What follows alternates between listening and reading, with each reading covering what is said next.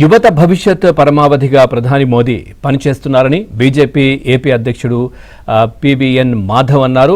ఇక నీట్ పేపర్లో రెచ్చగొట్టే కార్యక్రమాలు చేయాలని ప్రభుత్వం చేస్తున్నారని ఆరోపించారు. ఇక రాహుల్ గాంధీకి దమ్ముంటే కాంగ్రెస్ ప్రభుత్వంలో జరిగిన పేపర్ లీక్ పై పార్లమెంట్లో మాట్లాడాలని సవాల్ విసిరారు.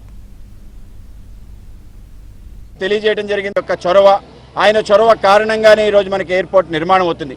ఈ ఎయిర్పోర్ట్ కూడా నిర్మించిన వాళ్ళు మన జిఎంఆర్ వాళ్ళు, ముఖ్యంగా మన ప్రాంతానికి సంబంధించి ఒక పారిశ్రామికవేత్తగా ఎదిగి తన ప్రాంతంలో ఎయిర్పోర్ట్ని తన చేతుల మీద నిర్మాణం కావడం కూడా ఇంకొక విశేషం. అలాగే ఈ యొక్క ఎయిర్పోర్ట్ సంబంధించిన అనేక రకాల విశేషాలని మనం తెలియజేయడం జరిగింది. మన ఉత్తరాంధ్ర సంబంధించిన కళలు, అలాగే కళాకారులు ఇవన్నీ కూడా ప్రస్ఫుటంగా దీనిలో కనిపించే విధంగా ఈ యొక్క ప్రయత్నం కూడా జరుగుతుంది.